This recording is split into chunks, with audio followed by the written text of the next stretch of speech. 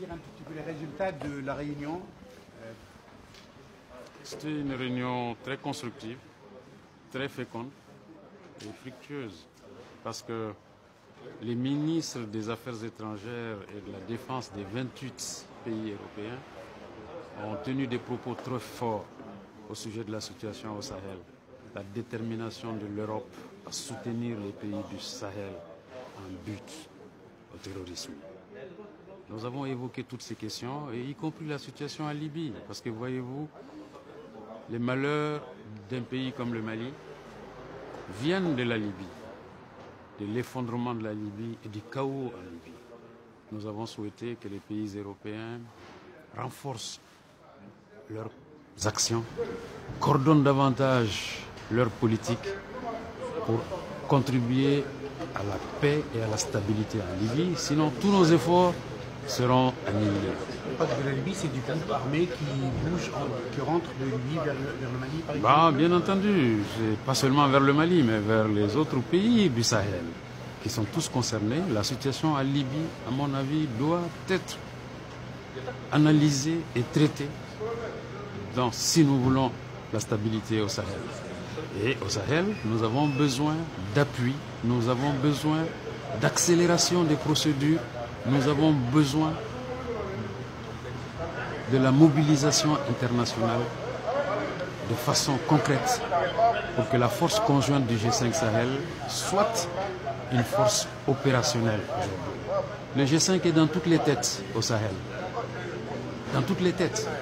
Les attentes sont très élevées, donc il nous paraît important que les attentes des peuples du Sahel soient comblées.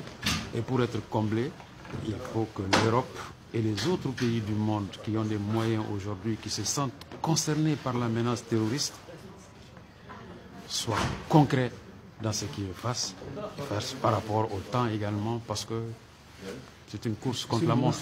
Il y a 4 ans, on croyait que la stabilisation du Mali, que le problème est uniquement au Mali. Maintenant, le problème est au niveau des frontières. Maintenant, le problème a glissé vers d'autres pays de la région, le Burkina Faso, le Bénin, il y a quelques jours, voire même le Guinée, le Sénégal. Donc le problème est devenu un problème régional au-delà du Mali, très loin. Oui, l'extension de la menace est une préoccupation, et on la constate. C'est pourquoi il faut agir vite. Il faut agir vite avec efficacité. Il faut que les pays qui sont en première ligne, parce que ce sont les pays de la ligne de front, c'est du G5 Sahel, le front contre le terrorisme, il faut donc que ces pays de la ligne de front soient aidés de façon conséquente, qu'il y ait une mobilisation internationale conséquente. C'est ce qui nous permettra de contenir l'expansion et de lutter très concrètement sur le terrain. C'est très limité jusqu'à maintenant, parce qu'apparemment il n'y a que 20% par exemple des montants qui ont été alloués au G5 Sahel qui a été déboursé. C'est les procédures. Tout le monde a insisté sur la nécessité d'accélérer les procédures. En d'autres termes, il ne faut pas que les procédures administratives soient un obstacle à l'efficacité. C'est une course contre la montre qui est déclenchée, et cette réunion contribue à la prise de conscience internationale. Il faut aller très rapidement vers une coalition internationale contre le terrorisme avec les pays du G5 Sahel comme étant les principaux acteurs. Monsieur le ministre, l'économie des régions est dominée dans une grande partie ces dernières années par la criminalisation de l'économie. Est-ce que vous voyez ça tous les jours, si vous voulez, le circuit économique, le crime organisé ou les réseaux informels dominer de plus en plus l'économie des pays de la région? Je pense qu'il est important de traiter de façon holistique comme on dit, les problèmes qui se posent dans cette partie de l'Afrique.